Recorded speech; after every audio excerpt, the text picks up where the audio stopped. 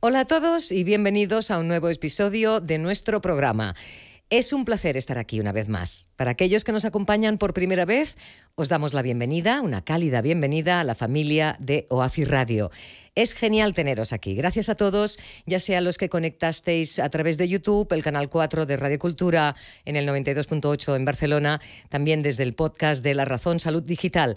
En este espacio centramos nuestra atención en la salud articular y nos enfocamos en el bienestar de los pacientes a la vez que construimos una comunidad de apoyo.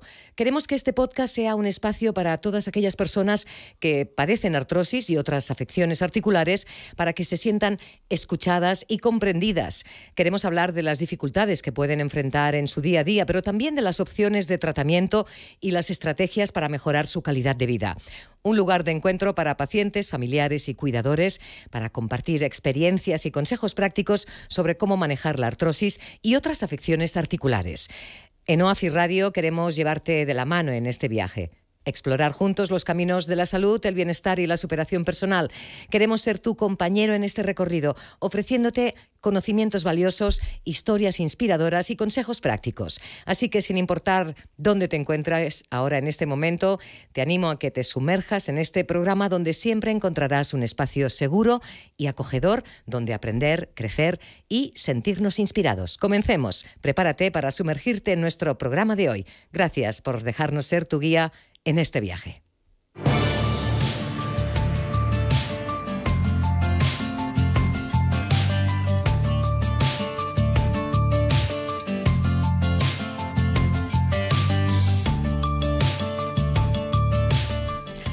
En el programa de hoy estamos emocionados de recibir a Jordi Bosch, director de Relaciones Institucionales del Banco Farmacéutico, quien nos hablará después sobre un proyecto increíble que está impactando la vida de muchas personas. Pero antes de sumergirnos en esta fascinante entrevista, queremos destacar otros contenidos interesantes que tenemos preparados hoy para ti. En OAFI Radio valoramos enormemente la participación de nuestros oyentes y pacientes. Por eso hoy dedicaremos tiempo también a responder algunas de las consultas y preguntas que hemos recibido sobre temas como prótesis y otros temas de interés. Estamos aquí para brindarte información confiable y útil. Y compartiremos también testimonios de personas que han llegado hasta nuestra consulta solidaria que ofrece OAFI todos los lunes y jueves en Barcelona y Madrid, de la mano del doctor Vergés, director científico del programa y CEO de OAFI, a quien agradecemos su presencia un día más. Hola de nuevo, doctor. ¿Qué tal, Che? Muy bien. Buenas tardes. Encantado de saludarte. ¿Ha ido bien el fin de semana? Sí, muy bien. He podido desconectar porque la semana pasada tuve un periplo a nivel nacional que estuvo muy bien. Bueno, muchas gracias por conducir esta aventura que, entre muchas otras cosas, nos permite informarnos sobre cómo podemos lograr mantener nuestras articulaciones sanas y fuertes dentro de lo que podamos y explorar, lógicamente, también las últimas investigaciones y avances sobre los nuevos enfoques en el tratamiento del dolor crónico, tan importante para tantas personas que lo necesitan. En primer lugar, antes queríamos mencionar una noticia que conocimos esta pasada semana, y es que nos dejó el pasado martes Julio Sánchez Fierro, un reputado abogado y doctor en ciencias de la salud, ex subsecretario general del Ministerio de Sanidad, quien tuvo una dilatada experiencia en el mundo de la política y la salud y que ha formado parte también de la familia de OAFI durante muchos años. Desde el equipo queremos ofrecer nuestro más sincero pésame a su familia y allegados. Doctor Vergés, usted lo conocía, habían tenido una larga relación de conocimiento. ¿Cómo definiría el trabajo de Julio Sánchez Fierro alrededor de OAFI, de la mejora de calidad de la vida de los pacientes gracias a él? Sí, bueno, y como dices muy bien, pues nos dejó la semana pasada y lo primero es a toda la familia, pues dar el más sincero pésame, ¿no? A su familia, que tengo el gusto de conocerla con unas grandes personas, ¿no? Don Julio Sánchez Fierro lo tuve el placer de conocer ya hace quizás pues unos 20 años, hace que hemos colaborado. Diría que primero a nivel personal una gran persona, una persona muy trabajadora, muy lista, que siempre está para ayudar a los demás, una persona que tuvo una dilatada carrera profesional. Yo diría que de hecho fue un fundador, lo que sería en España, el derecho sanitario. Era un abogado, él había estado trabajando en la COE, después estuvo pues implementando muchas cosas a diferentes niveles, fue secretario, como decías, de Estado cuando estaba la ministra Celia Villalobos, que yo creo que tuvo mucha suerte tener una persona, doña Celia Villalobos, como don Julio Sánchez Fierro, y una persona pues que con un gran conocimiento profundo hizo muchas cosas en la bufete de abogados que tenía de Lorenzo, como por ejemplo en los años 70 fue él y de Lorenzo fueron los abogados que gracias a ellos en época, en los últimos años del franquismo, pues gracias a ellos pues se pagaban las guardias a los médicos, porque en los años 70 no se pagaban guardias, ¿no? Esto es un detalle, ¿no? O sea, que es una persona que bueno, nosotros personalmente me ayudó mucho siempre, me dio muchos consejos de cómo hacer la gestión, dijéramos, de los pacientes y a nivel de las autoridades sanitarias de Madrid, a nivel nacional, que es muy importante también pues saber manejarte bien a estos niveles, ¿no? Para que llegue la voz de los pacientes, ¿no? Por tanto, siempre nos ayudó, en la UAFI siempre colaboró con nosotros, totalmente de una forma altruista, venía a nuestros congresos, nos ayudaba, daba sus consejos, en fin, una persona con conocimiento extraordinario. En estos últimos semanas, pues todavía lo pude ir viendo, incluso hace 2 semanas estuve en Madrid con él y su señora, ¿no? Y realmente pues para ayudarle y, en fin, estar a su lado, ¿no? En estos momentos delicados, ¿no? Y bueno, la verdad es que es una pérdida muy importante para todo el colectivo de pacientes, porque él estos últimos años se ha dedicado mucho a los pacientes, conocía muy bien este tema, nos ayudaba, con sus contactos que tenía a nivel, dijéramos, político y profesional, nos abrió muchas puertas, ¿no? Y bueno, simplemente pues decirte que no lo vamos a olvidar, que tenemos sus consejos entre nosotros y que bueno, realmente ha sido una persona que nos ha influido mucho y bueno, simplemente pues nos sabe muy mal, pero en fin, lo tendremos siempre presente, Che. Por supuesto que sí, lamentamos esta pérdida. En cualquier caso, continuamos, adelante, la vida sigue. Doctor Vergés, el pasado día 10 estuvo usted en Sevilla, en el Congreso de la Sociedad Española de Reumatología, presentando un póster sobre la reducción del riesgo de infarto de miocardio e ictus en pacientes con artrosis mediante la combinación de condroitin sulfato y glucosamina. En un estudio liderado por OAFI, lo habíamos comentado antes, se ha demostrado que la combinación de condroitin sulfato y glucosamina se relacionan con una reducción del 34% del riesgo del ictus y del 31% del riesgo de infarto de miocardio. Bueno, ¿cómo fue la jornada? Pues ¿Hace una buena valoración? Muy buena. Primero, pues bueno, los compañeros y compañeras reumatólogos que hace años que me conocen, porque quieras o no, pues ya es un año, Che, claro.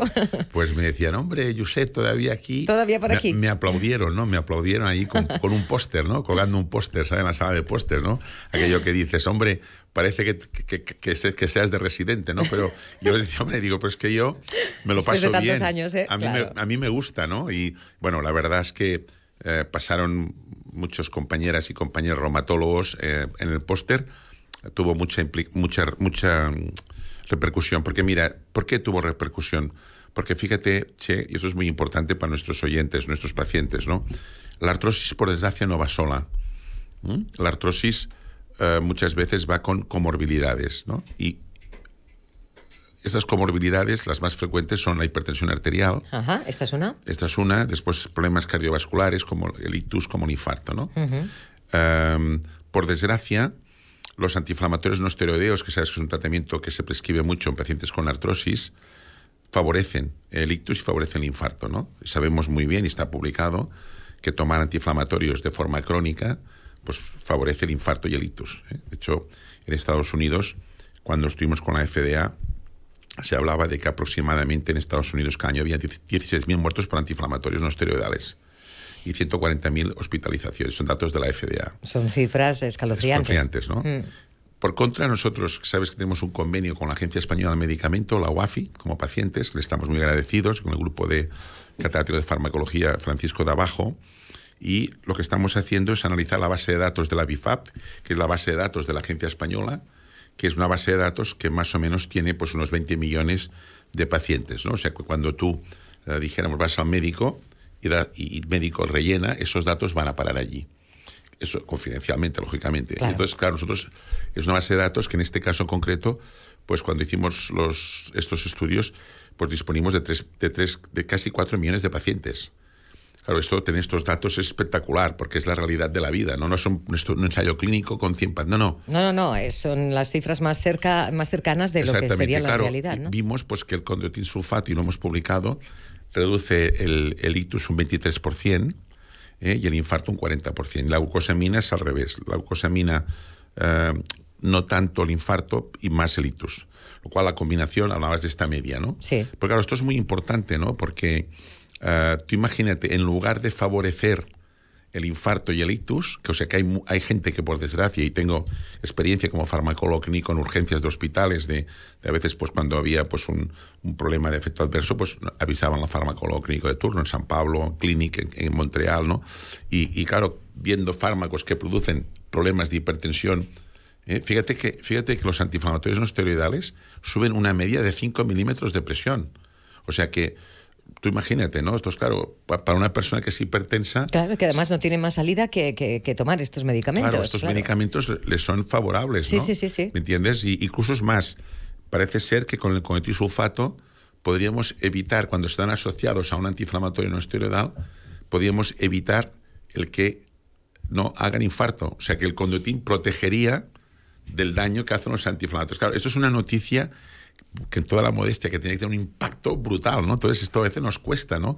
A veces llega a los medios con noticias que son muy potentes, que afectan a miles y miles de personas, ¿no? Porque a veces ves estudios que se ha visto en un modelo de ratita, que no sé qué, que está muy bien, sí, pero que esto cuando llegue a la calle, no sé los años que tardará, ¿no? Ya veremos lo que pasa, en cambio, claro. Estos son cosas de la vida real, ¿no? Sí. Y bueno, fue muy bien, la verdad, estuvimos en la Sociedad Española de Reumatología también agradecerles que nos tratan muy bien a los pacientes y a UAFI y a COSAR, nos tratan siempre muy bien. Tenemos las puertas abiertas, agradecer a los reumatólogos españoles y la atención que tienen con nosotros. Y bueno, hubo una mesa también de artrosis muy, muy interesante, en fin, estuvo muy bien. Pues lo celebramos y celebramos sobre todo que las cosas vayan como encajando un poco en la vida de las personas y en estos datos que son reales en cuanto a cómo se vive, ¿no? Y ante la necesidad de tomar una serie de fármacos que, quieras o no, siempre va a ser más interesante que no nos vayan a dañar otra parte. De primo non nocere, que decían los romanos. Primero no hacer daño. Ahí. Y luego si hace falta, si se puede curar. Se puede curar. Exacto, eso ya sería en una segunda parte. Muy bien, pues ahora estamos encantados de adentrarnos en el mundo del banco farmacéutico, una iniciativa que está dejando una huella significativa en la sociedad. Una asociación sin ánimo de lucro que busca favorecer la inclusión social de las personas que viven en situación de vulnerabilidad a través de la mejora de su salud, promoviendo una cultura colaborativa que permita obtener ayudas para responder a las necesidades de medicamentos y productos sanitarios. Como sabemos todos, hay gente que debido a sus circunstancias económicas se encuentra en una situación de vulnerabilidad. A veces puede ser complicado para muchas de estas personas que viven en esta situación el poder cubrir sus necesidades básicas. Y cuando hablamos de necesidades también nos referimos a los medicamentos, ya que al final todos y todas en algún momento de nuestra vida somos o seremos pacientes. Y a pesar de que vivimos en un estado de bienestar y muchos medicamentos están financiados parcialmente por la Administración, nuestra medicación nos supone un coste económico. Por este motivo, hay gente que está en una situación de vulnerabilidad que puede tener serias dificultades a la hora de acceder a su medicación o material sanitario. Antes de sumergirnos en los detalles, algunos datos interesantes. ¿Sabías que el Banco Farmacéutico es una organización sin ánimo de lucro que se dedica a la recogida de medicamentos y productos sanitarios para ayudar a las personas en situación de vulnerabilidad? Pues sí, cada año, gracias a la generosidad de miles de personas y a la colaboración de farmacias y entidades solidarias, el Banco Farmacéutico logra recolectar medicamentos y productos sanitarios que luego son distribuidos a quienes más lo necesitan. Un verdadero ejemplo de solidaridad en acción. En esta edición de AFI Radio tenemos el privilegio de contar con Jordi Bosch, director de Relaciones Institucionales del Banco Farmacéutico, quien nos brinda hoy y nos brindará, esperamos, una visión más profunda sobre esta maravillosa iniciativa. Bienvenido, Jordi Bosch, director de Relaciones Institucionales del Banco Farmacéutico, por acompañarnos y estar hoy con nosotros. Bueno, muchas gracias por la acogida y por participar, ¿no?, de este programa, que al final de lo que se trata también es de hacer visible muchas veces a las personas invisibles. El Banco Farmacéutico es una entidad muy pequeñita, pero que lo que pretende pues es un poco lo que has explicado, ¿no? Dar respuesta a estas personas vulnerables. Es decir, nosotros en nuestro itinerario a lo largo de los años sí que hemos intentado pues hacer estas campañas de recogida de medicamentos OTC y para farmacia. En España el concepto de la medicación o de la farmacia o de la, digamos, de la prestación sanitaria es como muy universal. Todo el mundo cree que todo es gratis y al final sí que nos encontramos con que a raíz pues, de algunas decisiones que se han tomado, como puede ser el decreto del 2012 del copago, pues hay personas que tienen una dificultad para poder hacer frente al pago de sus tratamientos crónicos. Y son personas que al final tienen que escoger entre comer o medicarse. Y esto lleva implícito pues muchas veces dos elementos que son determinantes. Por un lado, la cronicidad, es decir, necesitamos medicación cada mes, y por el otro, que es una pobreza vergonzante, porque el 70 y tantos % de nuestros beneficiarios son personas con DNI español, por lo tanto tienen una cierta vergüenza de decir no me alcanza para poder pagarme mis tratamientos crónicos. ¿Qué hago? Los reduzco, los elimino, porque prefiero comer antes que medicarme, y al final ahí tenemos pues nuevas patologías, tenemos situaciones complejas, etcétera. Claro. Que es una situación compleja. Desde luego, muy compleja. Desde el 2007, sí, el año en el que se creó el Banco Farmacéutico, bueno, por un lado ha quedado demostrado este compromiso, de alguna manera, con la salud y el bienestar de la comunidad, pero sí que nos ha ayudado también a darnos cuenta de cuál es la realidad que vivimos y la que viven muchas personas. Nace ante una necesidad, lógicamente, que parte de esta explicación que nos acabas de dar, ¿no?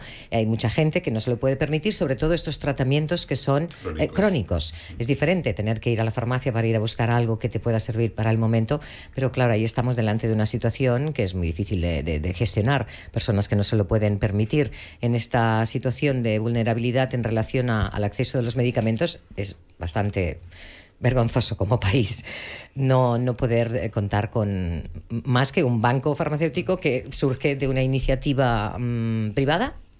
Vamos a ver, esto nace en Italia, ¿Sí? El Banco Farmacéutico nace en Italia hace unos 22 años más o menos, y un estudiante de biología catalán español se va a conocer esta realidad en un meeting que se hace, un congreso que se hace en una parte de Italia, entonces viene con el deseo de ver si puede dar respuesta a esta realidad aquí.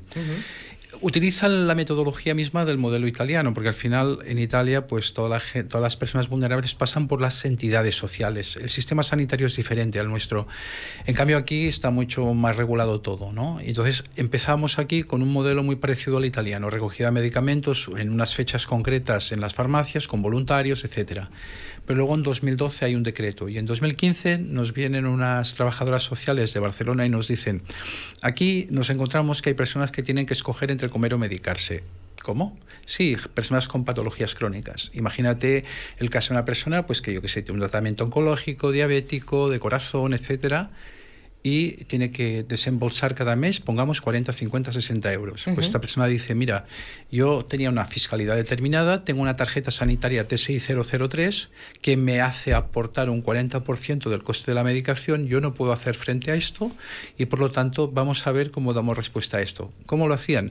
Pues oye, buscaban la fórmula para poder buscar familiares, el propio centro de atención primaria tenía algunas muestras, o en muchos casos incluso la propia farmacia era solidaria, pero claro, nosotros descubrimos que podíamos utilizar una metodología que nos ha llevado pues a dar respuesta a esta realidad.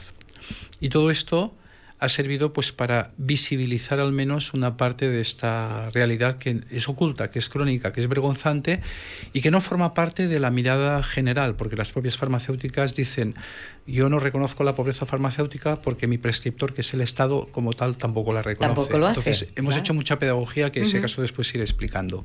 Por supuesto. Doctor Vergés, es muy importante esta labor como farmacólogo clínico.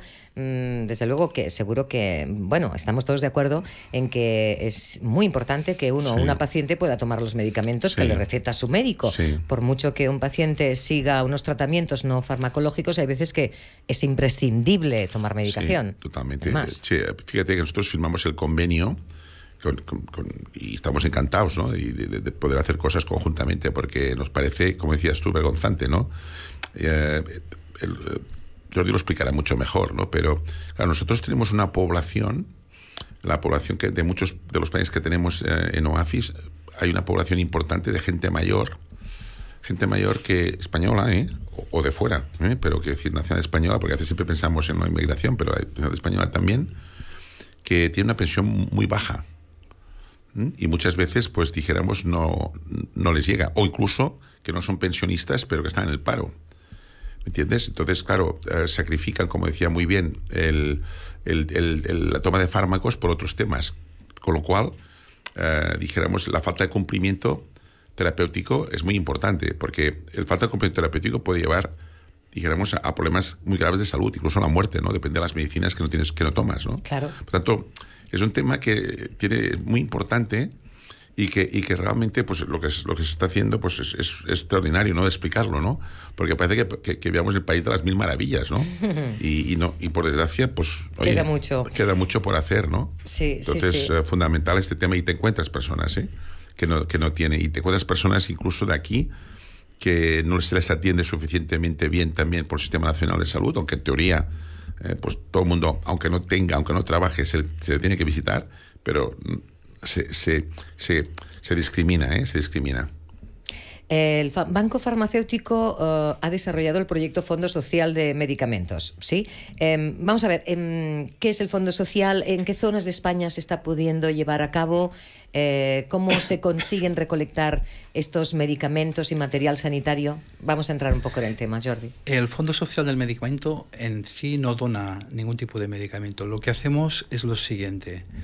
Yo como persona voy a un centro de atención primaria, me dirijo al médico, el médico detecta que tengo una patología crónica, me hace unas recetas, en el momento en que detecta que no puedo pagar o hacer frente a este coste, me deriva a la trabajadora social del propio centro de atención primaria. De acuerdo. Si yo cumplo unos requisitos concretos, no entraremos en detalles porque son más complejos, automáticamente la trabajadora social entra en la intranet de Banco Farmacéutico y me da de alta con todos mis datos, edad, estado civil, etc. Al final de la entrevista me imprime un documento en el que consta la medicación que no está financiada y el nombre de unas farmacias que por geolocalización están cercanas a mi domicilio. Bien. Yo con las recetas y ese documento me voy a la farmacia, le entrego la documentación al farmacéutico, el farmacéutico entra en la intranet de Banco Farmacéutico, comprueba que mi CIP está dado de alta y automáticamente me dispensa la medicación. ¿Vale? Yo no he pagado la medicación, me he ido a mi casa con la medicación y a final de mes, por la propia intranet, el farmacéutico recibirá una notificación de que tiene la autofactura preparada. Comprobará que los tickets dispensados se corresponden con las líneas de facturación y automáticamente el Banco Farmacéutico le paga la factura de esos medicamentos. ¿Dónde estamos? Estamos en Cataluña, estamos en Aragón, básicamente Zaragoza, algunos pueblos, estamos en Teruel, estamos viendo ahora de abrir Huesca y estamos en Madrid en prueba piloto en Vallecas y Puente de Vallecas, que lo vamos a extender un poco más. ¿A cuánta gente hemos atendido? Pues desde que empezó este programa o este proyecto, en su día, en el inicio, en el arranque, hasta el momento presente, teniendo en cuenta que siempre hemos empezado con pruebas pilotos aquí porque hay que firmar acuerdos con el ICS, con el SAS aragonés o con SER más madrileño, y todo esto es un proceso muy lento, muy largo, muy costoso, difícil, y generamos los recursos para poder dar apoyo a todo esto, pues hemos atendido a más de 10.000 personas o 10.000 planes de medicación de enfermos crónicos. Estos son aproximadamente unos 220 centros de atención primaria, serían unas 700 800 farmacias vinculadas a este proyecto, y estamos hablando de cerca de 2 millones de euros que hemos financiado a personas con vulnerabilidad.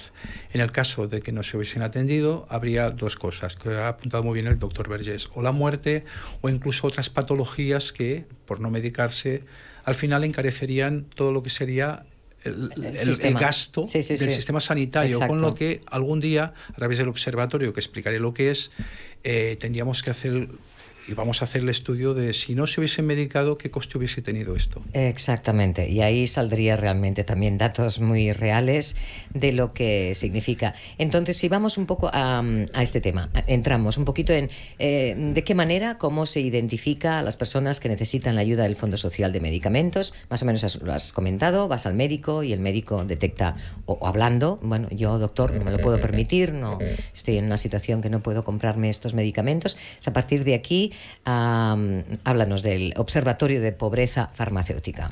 Los elementos que de alguna manera tienen que cumplir las personas beneficiarias es que el coste de medicación tiene que ser superior a 20 euros al mes, porque hemos entendido que por debajo de 20 euros tiene que tener otro tipo de circunstancia mucho más compleja, y esto requiere pues un trato mucho más transversal. Tiene que participar servicios sociales del ayuntamiento, etcétera, etcétera. Tiene que tener tarjeta sanitaria. En algunos casos estamos abriendo a entidades para que también entre en otro tipo de beneficiarios y tiene que tener unos ingresos por debajo del salario mínimo interprofesional con una situación familiar compleja, ¿vale? ¿Cómo nace y por qué nace el observatorio? En 2017 vamos a picar puertas a las patronales de farmacia, vamos a ISEC, vamos a Farmaindustria y vamos a ANEF y nos dicen que la pobreza farmacéutica como tal no existe porque el prescriptor, que es el Estado, no la reconoce. Ahí es donde a mí, viendo un poco el modelo italiano, dije, ¿por qué no montamos un observatorio de la pobreza farmacéutica? Fundamentado por con tres ejes muy básicos y muy claros, porque vamos a ver qué persigue este observatorio. Persigue, en el fondo, que el banco farmacéutico en este proyecto desaparezca. Y la gente se sorprende cuando le dices esto. Y digo, sí, porque nosotros no hemos hecho nacer ONGs para que se perpetúen o se cronifiquen, sino para que resuelvan o pongan encima del escenario situaciones que luego se legisle en base a una realidad y a una costumbre. Por supuesto. No a través de una idea o una ideología que lo que hace muchas veces es pervertir. Sí. El origen. Se entiende. Nosotros decimos, el observatorio a corto plazo lo que pretende es dimensionar la pobreza farmacéutica y para esto pues conseguimos que en nuestra intranet, que es muy potente, la vinculamos a un data warehouse, Big Data, y esto lo conectamos al Bot Plus, de manera que después de todo un trabajo de conseguir subvenciones, de buscar recursos, empezamos a conectar nuestra base de datos. El segundo paso es visibilizarla, no detrás de una pancarta, porque esto tampoco nos lleva a ningún sitio. Vamos a relacionarnos y reunirnos con administraciones públicas, nos vamos a reunir con financiadores privados, vamos a poner encima de la mesa una realidad objetiva, demostrable y científica. Y el tercer paso es reunirnos con políticos, comisiones de salud aquí en Cataluña, comisiones de salud en Madrid. ¿Para qué? Para que haya cambios legislativos. No vamos a retornar al paso anterior al 2012 cuando se hizo el decreto del copago. No vamos a retornar, pero podemos poner la diana concreta en un foco muy específico y en ese foco específico pedir, por favor, primero de todo, legislar y segundo, partida económica para que estas personas vulnerables no tengan que escoger entre comer o medicarse. No, por supuesto, es una situación que la verdad es que, bueno, todo esto abre muchísimas opciones y además también lo más interesante es querer hacerlo bien, no es querer hacerlo solo, sino querer y poder hacerlo bien. En vuestra página web tenéis una frase que dice: cada día hay más personas sin recursos que no entran en tu farmacia porque no se pueden permitir comprar los medicamentos que necesitan. Haz posible que nadie se quede sin los medicamentos que necesita. ¿Habéis notado en los últimos años que hay más gente en situación de vulnerabilidad con los medicamentos? ¿Últimamente ha crecido? Muy sencillo. ¿Sí? Post pandemia, un 30% más de solicitudes de financiación o de pago de medicación a enfermos crónicos. Un 30% más. Un 30% más después del COVID. Esto es muy indicativo de que algo está sucediendo, ¿no? Porque hay una crisis que provoca la pandemia, una crisis que provoca la guerra con Ucrania, etcétera. Todo lo que hay es una derivación y esto va repercutiendo. He dicho antes que era vergonzante, no aflora. Y cuando aflora, tienes el retrato y tienes que dar respuesta a esto. Entonces, es verdad que ha aumentado la vulnerabilidad en general, no tan solo en la pobreza farmacéutica. Sí, aquí ya podríamos hablar en términos más generales, pero si nos centramos en eso, un 30% más es mucho en tan pocos años. De acuerdo que la pandemia por COVID ha sido algo espantoso y que nos ha movido del lugar muchísimo, pero un 30% es mucho, ¿no, doctor? Sí, tanto. Quiero decir que hay una población muy considerable que tiene esta problemática. O sea que sí, es mucho. Y aparte de lo que comentaba antes Jordi, ¿no? De la problemática médica que generan no tener los tratamientos, hay también una cosa que también es psicológico, ¿no? Es decir, al final, claro, esta pobre gente que no puede pagar estos medicamentos y se queda sin medicamentos, es que al final, socialmente, pues les genera depresión, les genera ansiedad, les genera, en fin, estar como desarraigados, ¿me entiendes o no? Se están excluidos de lo que serían las prestaciones, dijéramos, de la seguridad social o las prestaciones sanitarias, ¿no? Entonces, estas cosas muchas veces, yo creo que la labor que estás haciendo Jordi es muy bonita y ya sabéis que tenéis el apoyo total nuestro de OAFI y de ACOSAR. Muchas veces cuando, por ejemplo, se presentamos a los propios políticos sanitarios se quedan como parados, ¿no? Porque dicen, bueno, pero ¿cómo que me está diciendo? Pero nosotros tenemos... Hay una palabra que se utiliza mucho, que se hay con cuidado, que es sanidad universal. Porque la sanidad universal es universal. Entonces, cuando utilizamos una sanidad universal, que utilizan mucho los políticos, tiene que ser universal. Pero en España no hay una sanidad universal. Porque en el momento que hay pacientes que puedan ser excluidos en los hospitales, como pasó en el caso del COVID. Sí, COVID, ya pasó se excluyó claro. a la gente de las residencias por la edad. Por tanto, sanidad universal, nada. De eso nada. Medicamentos, por ejemplo, pues como es el caso que no pueden pagarlos, ¿me entiendes? Porque no tienen dinero, ¿me entiendes? Gente que no es pensionista, ¿me entiendes? El caso de, bueno, por una persona que es pensionista se le puede pagar, pero si tienes que pagar, tienes que poner... Como a veces se ha pretendido, ¿no? En alguna comunidad se ha pretendido, oye, pues vamos a cobrarles 5 euros o 10 euros por medicina, que no es nada, no es nada para ti. Pero para una persona con una pensión de 400 o 500 euros sí que es un problema. O sea, esto no se tiene en cuenta. Entonces, la sanidad universal, cuando se dice sanidad universal, se tiene que decir todo esto. Porque si no, no es universal. Sí. Es bastante amplia, pero no es universal. Universal quiere decir para todos. Para todos y todas, por igual, ¿no? ¿Estamos de acuerdo o no? Y por igual. Sí, totalmente. De hecho, a raíz de la pandemia surge otra propuesta y es el trabajo con las entidades sociales. ¿Por qué? Porque nos hemos dado cuenta también de que con la pandemia las entidades sociales contactan con nosotros y nos piden, por favor, ¿nos podéis acompañar, nos podéis ayudar al pago de medicación o donación de productos para personas vulnerables? Y cuando decimos entidades hablamos de residencias de la tercera edad, claro. Hablamos de parálisis cerebral, hablamos de muchas patologías. ¿Y qué pasa ahí? Pues ahí pasa que nosotros nos ponemos en marcha y activamos esa propuesta que al final ya no es tan solo la respuesta al crónico, sino que es al agudo. Entonces, nos gustaría poder hablar con AFI un poco para explorar contigo, doctor Vergés, para explorar, porque a lo mejor no se trata a lo mejor de pagar medicación cofinanciada por la administración, pero sí que hay elementos, y lo hemos dicho muchas veces, de OTC para farmacia, que son súper necesarios y no están financiados, y personas que son socios de OAFI que no pueden permitirse, abro comillas, el lujo, porque parece un lujo esto, de pagarse esos complementos que son necesarios, que es que no es un lujo, es una necesidad real. Claro, es un capricho. Entonces estamos ahí viendo con la propia industria cómo les metemos el gol, porque ya empieza a haber datos, y es verdad que sí existe la pobreza farmacéutica, cómo podemos de alguna forma trabajar de la mano con entidades para poder abrir más puertas y más ventanas, para que entre un poco, pues la respuesta a las necesidades de personas vulnerables. Este tema a mí me parece muy importante, Jordi, porque fíjate un poco... Hay la inercia, ¿no? Porque además, a veces en España se dicen cosas que son barbaridades, ¿no? Aquí a veces se dice que es que en España es de los países donde hay más prescripción. Esto es falso. O sea, los datos dependen cómo los utilices, ¿no? No es verdad, es decir, ¿no? Entonces, claro, por ejemplo, a veces pasa que hay medicamentos, pues que la cartera de servicios, pues dice, oye, los voy a no financiar porque resulta que en la ficha técnica, dijéramos, de la agencia, no está aprobada.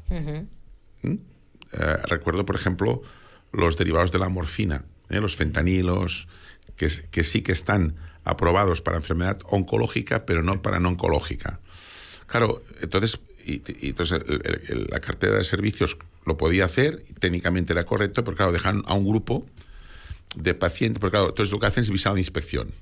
Visado de inspección también es otro tema para discutir, porque a mí, como médico, sinceramente, me parece bastante vergonzante que otro médico te controle tu prescripción. Es decir, o sea, el visado de inspección quiere decir que yo hago un medicamento... Y hay alguien detrás que te revisa a ti. Esto, desde un punto de vista ético, no tiene sería muy reprobable, ¿no? Que haya un inspector o una inspectora que me diga si puedo dar esto o no. Esto se hace fundamentalmente para el control fundamental, dijéramos, del gasto farmacéutico. Claro. Pero ¿qué pasa? Que el médico llega un momento que se cansa de estar haciendo cada día papeles para la inspección y al final, ¿qué pasa? Que el paciente no es tratado.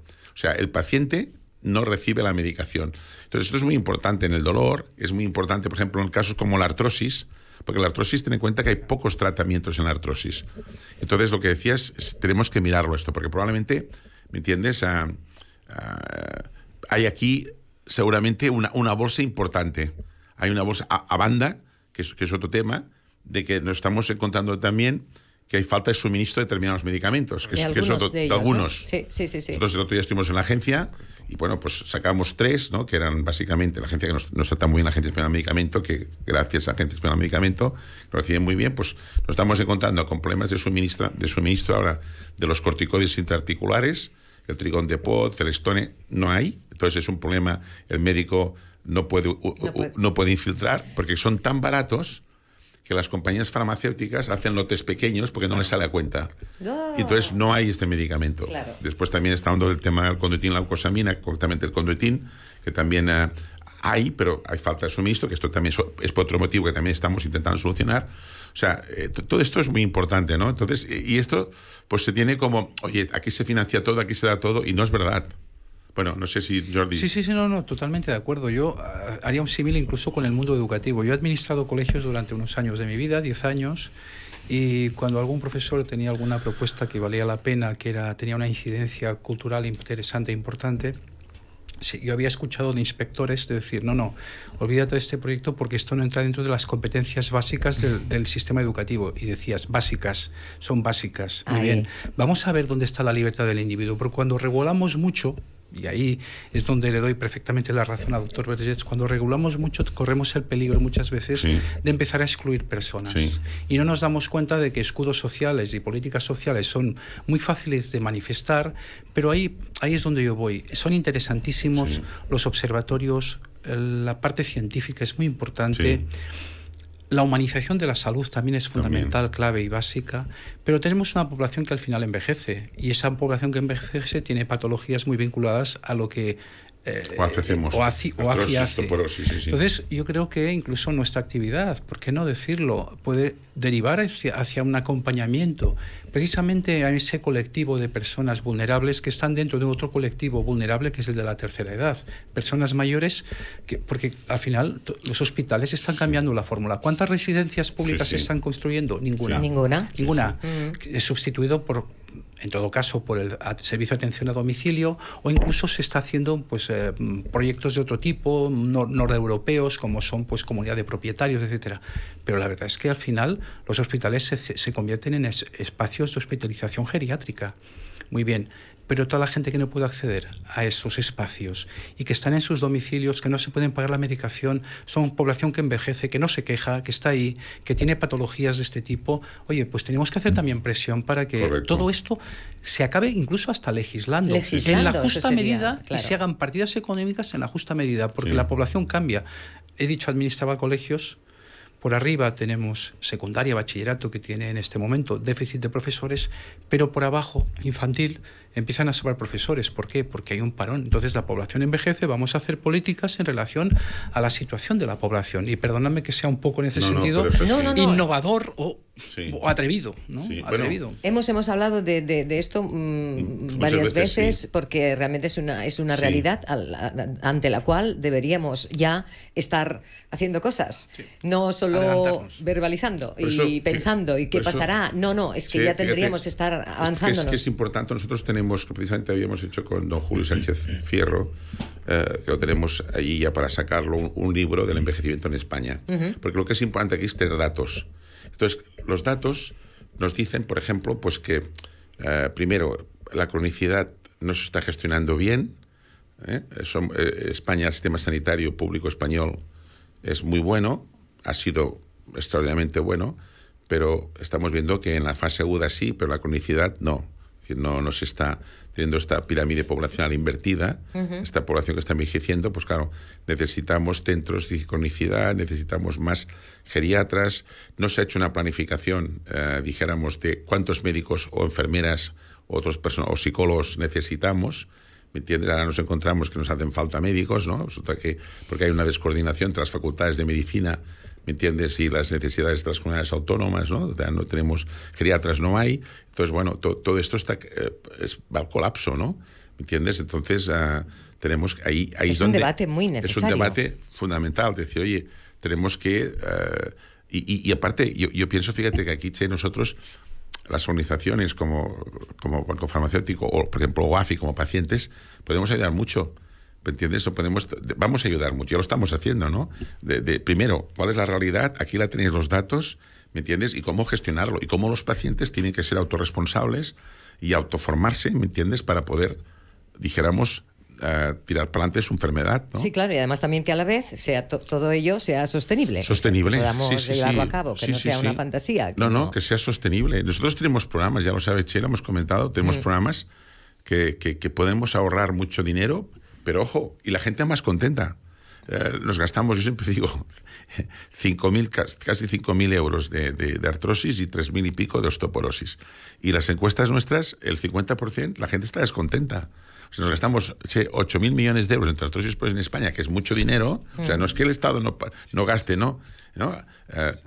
Pero realmente, pues cuando tú le preguntas, pues hay gente que no está contenta, porque no se les informa bien, la pandemia ha hecho mucho daño, listas de espera en primaria colapsada en determinados centros urbanos, en fin, es un tema que tenemos. Por eso, las asociaciones de pacientes aquí tenemos un papel, conjuntamente con vosotros, por ejemplo, para ir ayudando, ¿no? Oye, yo siempre digo una cosa que es muy importante.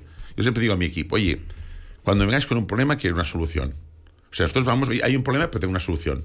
La solución es esta. Al menos un plan para poder Oye, ir... podemos hacer esto nosotros, claro. esto, y además gratis, tú. No tienes que pagar nada, ¿no? Imagínate, ¿no? O sea...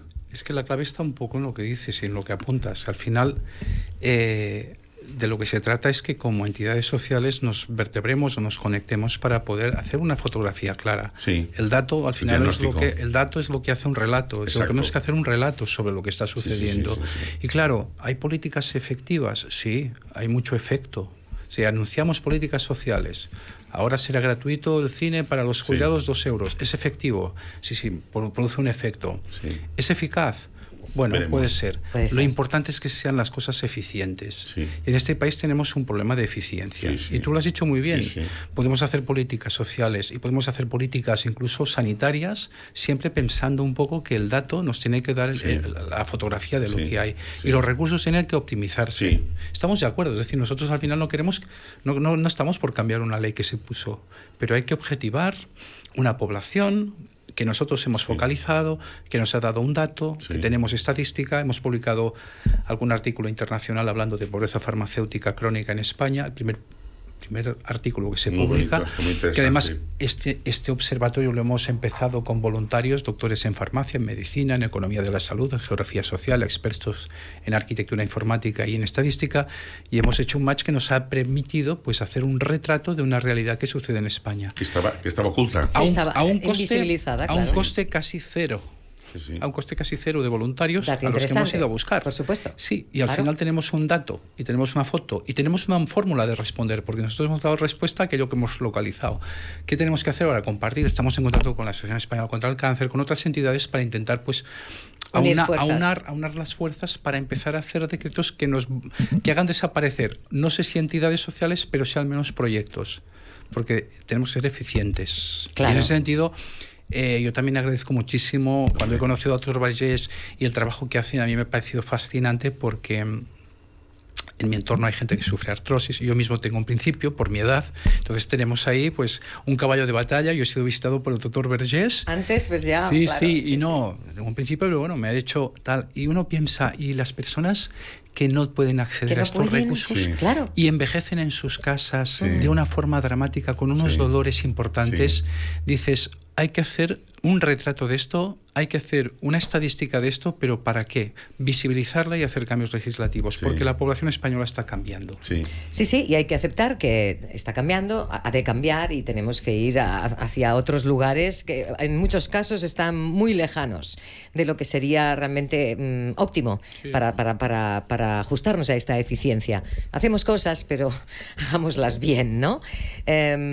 Contentos de que el Banco Farmacéutico no solo se enfoque en proporcionar ayuda material, como hemos hablado en el inicio de esta entrevista, sino que también trabaje incansablemente para concienciar a la sociedad sobre la importancia de la salud y el acceso equitativo a los tratamientos. A través de campañas de sensibilización, programas educativos, están generando también un impacto que esperemos sea duradero en la forma en que percibimos la salud y la responsabilidad social, que de alguna manera esto también, a través de estos datos que se han recogido, se pueda hacer un trabajo óptimo a partir de aquí. Ha sido muy interesante conocer esta iniciativa un poco más en profundidad. Nos gustaría, de todas maneras, también, si acaso, si nos está escuchando alguna persona propietaria de una farmacia y quiere saber más acerca de cómo os puede ayudar, ¿qué se debe hacer? Pues muy sencillo, entrar en la web del banco farmacéutico y allí hay todo un mecanismo para poder darse de alta como farmacia colaboradora. Tenemos, ya digo, 700, en realidad son casi 900 farmacias colaboradoras, y hay un mecanismo ahí muy sencillo para poder pedir la fórmula para poder ser farmacia colaboradora. La verdad es que estamos muy contentos también con esta relación con las farmacias, que también nos ha permitido de alguna forma hacer visible esta pobreza farmacéutica. Gracias también pues a todas las personas y farmacias y todo el mundo que de alguna manera está colaborando con este proyecto, que encontramos muy interesante. Por eso queríamos hablar contigo hoy. Muchísimas gracias, Jordi Bosch. Ha sido un placer. Gracias por concedernos tu tiempo y esperamos volverte a tener aquí pronto para, quizás lo suyo sería poder celebrar alguna cosa en cuanto que hemos hecho las cosas bien y que todo esto ha reportado en algo bueno para todos, y si no, seguiremos hablando e insistiendo para poder hacer las cosas mejor. Muchísimas gracias, Jordi, en nuestro nombre también, que sea efectivo para todo el mundo que estáis en este proyecto tan bonito. Muchas gracias a vosotros, me he sentido muy a gusto y os felicito por el programa que hacéis. Muchísimas gracias, Jordi.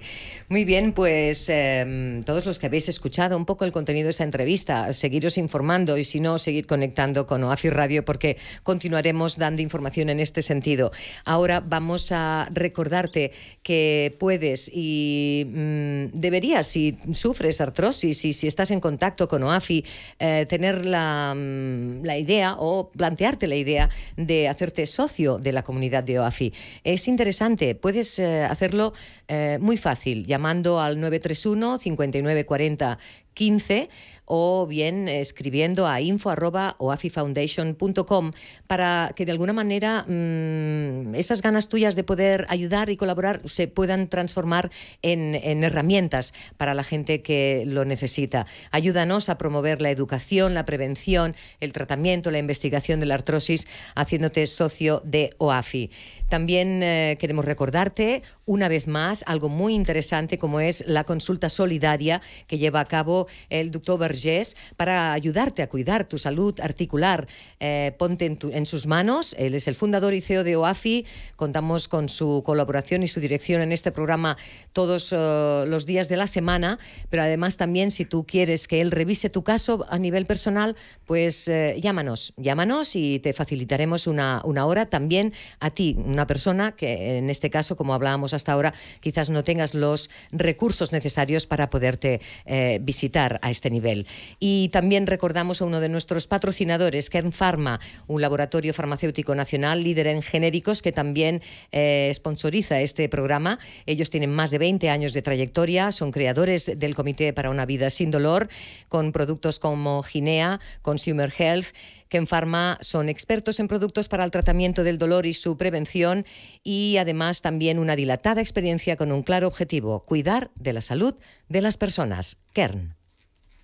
Condrostop de Finisher es la revolución en salud articular. Gracias a su completa fórmula te ayudará a la regeneración del cartílago, aliviando el dolor de las articulaciones y consiguiendo que éstas sean más flexibles. Más información y puntos de venta en www.finisher.es. Finisher, la línea de salud y nutrición deportiva de Kern Pharma.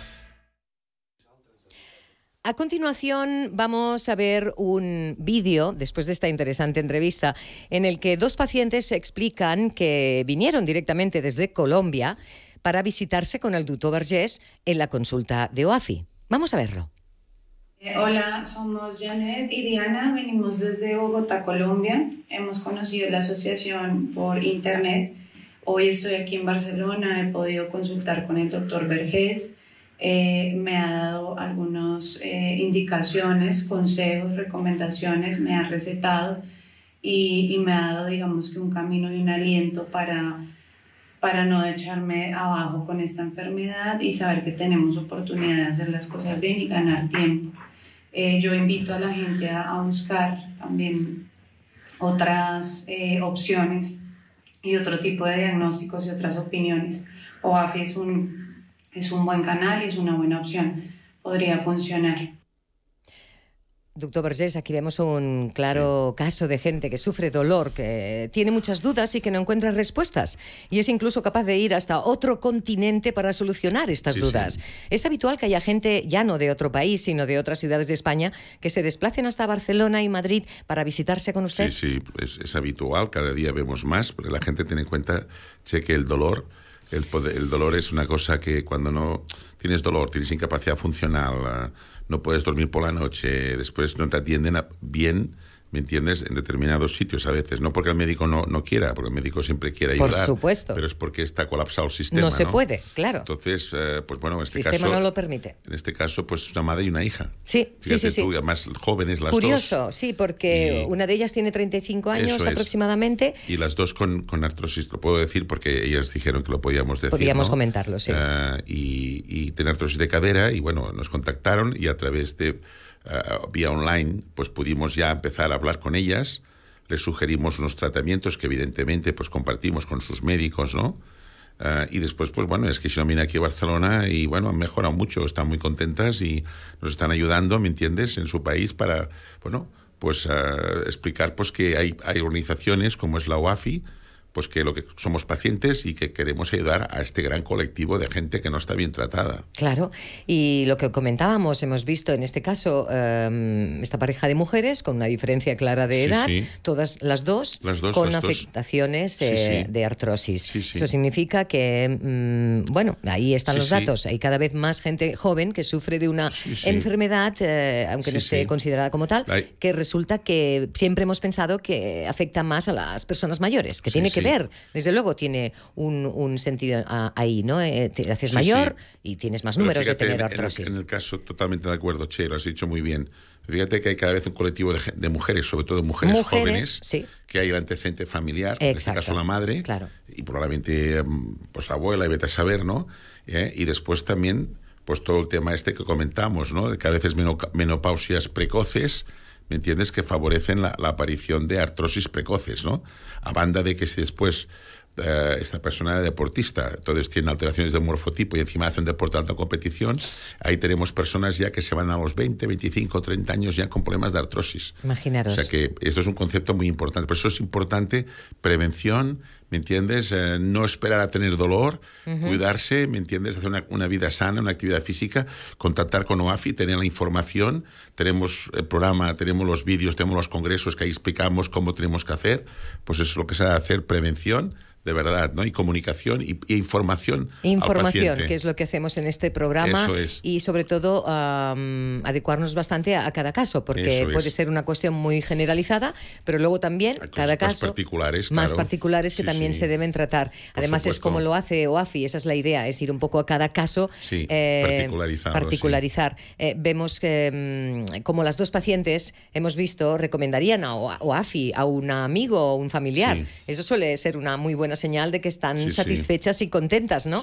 Esto, según comenta María Teresa, directora del área de pacientes, suele ser habitual que salgan de la consulta contentos o contentas. Marisa Ibarra, voluntaria, tiene una frase que es: los pacientes entran con una cara y salen con otra. Y yo creo que como doctor, como médico, usted debe sentir no sé, ¿qué siente usted como médico al ver esto? Una gran satisfacción, sí. Piensa que todo esto lo hemos montado para ayudar a la gente. A mí cuando me dicen que han mejorado, que se siente mucho mejor, que los hemos escuchado, o por ejemplo cuando vamos a los congresos de Madrid y Barcelona, pues por ejemplo el congreso de Madrid, pues hubo un señor que estaba allí, que vino allí y dijo, oiga, es que estos son fuerzas del bien, o sea, ustedes están haciendo el bien, pues es que es así. Es así. Y a veces a la gente le cuesta creer, ¿no? Y dice, no puede ser. ¿Qué interés hay? Es la raro, gente ¿no? pobre está tan desconfiada. Sí. Si nosotros lo que queremos, lo podemos hacer más o menos, ¿no? A mí me gustaría, porque a veces nos viene ya gente muy avanzada, ¿no? Claro. Pero escucharles, el recomendarles, el hablar con su médico, se sienten mejor, ¿me entiendes? Eso ya está comprobado que siempre es bueno y sano para... Y esto es una gran satisfacción. La atención. Esto no tiene precio. No tiene precio, eso nos hacemos al cargo. Vamos a ver ahora otro vídeo, otro caso. Un señor cogió un avión desde Tenerife hasta Barcelona también para ponerse en manos del doctor Vergés. En Tenerife los médicos me dicen de prótesis en la rodilla que tengo que hacerme. Y yo la verdad no quiero hacerme la prótesis, no quiero operarme la rodilla. Y bueno, hay otros tratamientos que me pusieron y bueno, esperemos que vaya funcionando mejor. En este caso, este paciente saca un tema interesante, las prótesis. Doctor Vergés, cuando hablamos de artrosis, ¿cómo de bueno cree usted que es tener una segunda opinión médica? Muy importante siempre. Aparte, no es vergonzoso. Y me refiero que el médico hoy en día admite pues que hay una segunda opinión. Por supuesto. ¿Entiendes? El buen profesional dice, oye, pues yo creo que el diagnóstico es correcto, el tratamiento está bien, que otro profesional opine como yo o no. Si es inteligente, pues y realmente da una opción que el médico no había contemplado, pues oye, el médico, que es una persona pues inteligente, abierta, oye, pues qué bien, no había pensado. O sea, no es menospreciar al médico. Una segunda opinión es muy importante, ¿no? Porque entre otras cuestiones, claro, poner una prótesis no es baladí. Es una prótesis de rodilla, pues quieras o no, es una intervención pues, hombre, complicada, claro. No es fácil, tiene una rehabilitación dura, no nos confundamos, que esto no es entrar por una puerta y me pongo una prótesis hago por la otra, ¿no? Entonces, es verdad que el 70-75% quedan bien, el 80%, pero hay un 20% que no. Por lo tanto, conviene segundas opiniones, ¿me entiendes? A veces hay personas que a lo mejor por su sistema cardiovascular no es conveniente operarlas porque a lo mejor tiene un problema de arritmias o un problema, puede ser peor. Puede ser peor, claro, o sea, tiene que hablar en su justa medida. Yo siempre digo una cosa y es, pregúntale al médico, yo digo a los pacientes que preguntan al médico, ¿usted qué haría? Doctor, ¿se lo haría o no se lo haría? Y lo miras a la cara y verás cómo te va a contestar y ¿sabe qué? Dejémoslo estar, claro. Vamos tirando, o no, opérese que esto va a ir bien, ¿no? Claro. Podríamos estar hablando, pero de hecho lo haremos en próximos programas sobre la artrosis de rodilla, por ejemplo, si se diagnostica con tiempo y se hace condroprotección, si es posible retrasar una prótesis. Hemos recibido consultas, hablaremos en próximos programas sobre esto. Además también sobre recomendaciones que podemos hacer a pacientes que ahora nos pueden estar viendo y que estén un poco perdidos acerca de su artrosis. Les invitamos a dirigirse a la consulta solidaria. Animamos a la audiencia que si tenéis dudas acerca de la artrosis también nos hagáis llegar a través de nuestros canales vuestras consultas. Además también estaremos encantados si nos mandáis vuestras preguntas en formato vídeo para que el doctor Vergés os las pueda responder en el programa. Y antes de acabar queremos hacer esta llamada especial a todos nuestros oyentes desde la Fundación OAFI para que nos ayudéis a plantarle cara a la artrosis. OAFI es una organización comprometida con la investigación y el cuidado de la salud articular en la que se trabaja para hacer que las cosas pasen, a cambiar la realidad de muchos pacientes. Pero hoy necesitamos tu apoyo más que nunca. Tu aporte puede marcar la diferencia entre alguien que vive con dolor y limitaciones y alguien que encuentra alivio y esperanza. Es una oportunidad única para ser parte del cambio y contribuir a un futuro donde la salud articular sea una realidad alcanzable para todos. No te pierdas pues esta oportunidad de ser protagonista de alguna manera de esta historia. Únete a la Fundación OAFI hoy mismo y forma parte de una comunidad comprometida con el bienestar de la salud articular. Y nos vamos ya de esta edición, de este episodio. Volveremos la semana que viene. Os recordamos también que contamos con la colaboración de Senior Iuris. Son especialistas en derecho para gente mayor en el campo del derecho sanitario. Un grupo de abogados bajo la dirección de Alfons Catena Oliva que cuenta con más de 30 años de experiencia en el mundo legal y económico. Tienen una esmerada especialización profesional y una formación actualizada en casos de temas de salud en cuanto a incapacitaciones, tutorías legales, defensa de los derechos de las personas frente a instituciones públicas y privadas. Pide presupuesto. Si todavía no eres cliente, igualmente puedes efectuar tu consulta también online y os atenderán tanto en castellano, catalán, inglés, francés y alemán. Senior Iuris. Y con ellos ponemos punto y final a este nuevo episodio. Ha sido un placer compartir contigo de nuevo toda la información. Esperamos que hayas aprendido algo nuevo también que te haya resultado útil para cuidarte de ti mismo. Presta atención sobre todo a las señales que te envía tu cuerpo y te recordamos que la semana que viene hablaremos con la doctora Laura Ranz para hablar sobre nutrición para prevenir lesiones y dolor. Te recordamos que tiene previsto hacer un taller en OAFI el día 30 de mayo. Te puedes apuntar solo pagando una entrada solidaria, 10 euros. Y también la semana que viene hablaremos con el doctor Samuel Pajares para abordar otro gran tema, doctor Vergés, la artrosis de muñeca. Muy importante. Y que afecta a muchísima gente. Debe haber a gente que diga, ostras, esto me pasa a mí, tengo un dolor aquí que no se me pasa, lo llevo arrastrando años. Conéctate con nosotros la semana que viene para hablar con el doctor Samuel Pajares sobre este tema. Y recuerda que puedes seguirnos en nuestras redes sociales para estar al tanto de todas las novedades y los consejos sobre salud articular. Hemos contado hoy con la ayuda de Aleix Alari en la parte técnica, Cristina Nova, Oriola Gramunt, Joan Carles Pallarés en la producción. Gracias por escucharnos y nos vemos en el próximo episodio de OAFI Radio. Hasta pronto.